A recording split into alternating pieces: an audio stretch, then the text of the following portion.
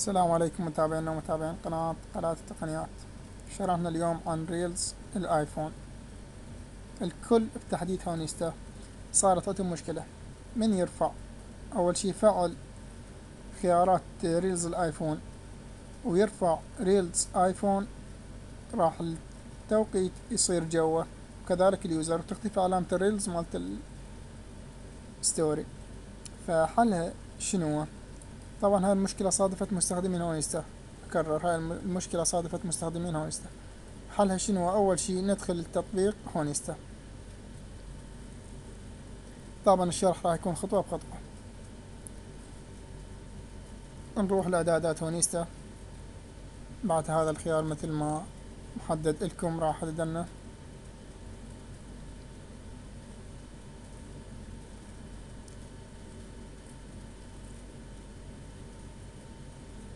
نبحث عن خيار Developer Option أو نكتب فقط DEV، هذا المستطيل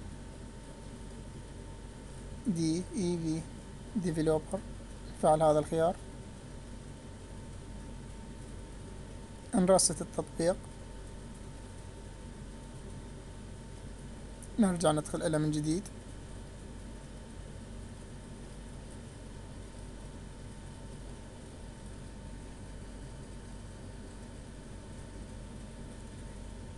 اكو 3 طرق ندخل بيها الاعدادات المطورين، هن 4. اول وحدة تهز الهاتف، ركز، تهز الهاتف وراح يفتح لك الاعدادات مالت المطورين. انا ما تشتغل عندي هاي مال هز الهاتف، نادرا ما تشتغل. اما الطريقة الثانية ندخل نظل ضاغطين ضغطة مطولة على زر الهوم او زر الصفحة الرئيسية او زر البيت مثل ما تسمونه.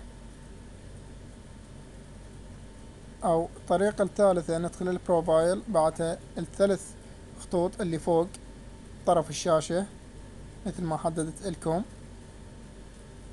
ضغطة مطولة عليهن راح يدخلنا مباشرة إعدادات المطورين. مثل ما تشوفون دخلنا مباشرة بدون أي مشاكل.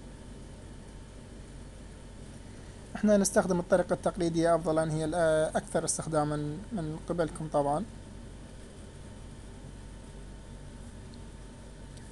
ثاني خيار هو أخير خيار، لكن تسلسله ويا هاي الخيارات. ثاني خيار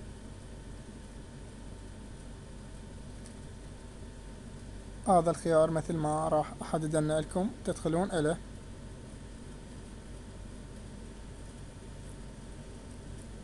بعدها مستطيل البحث اللي بالأعلى، ركز، مستطيل البحث اللي بالأعلى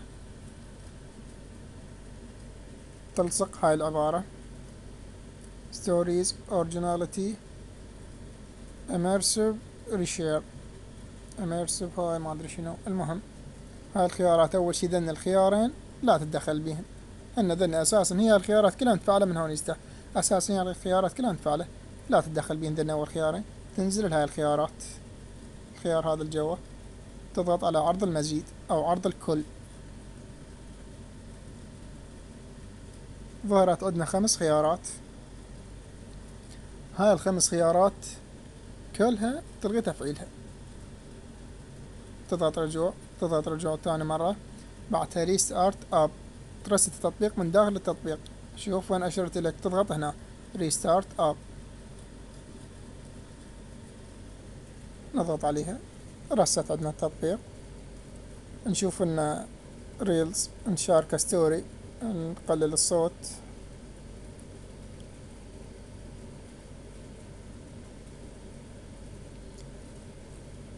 يطلع ان هذا البحريني انشار كستوري مثل ما جاي تشوفون. توقيت ايفون بالاعلى، علامة الريلز بالاعلى، اليوزر جوا، حواف ايفون. هلا حددهم حتى تتأكدون اكثر. وهاي حواف الايفون.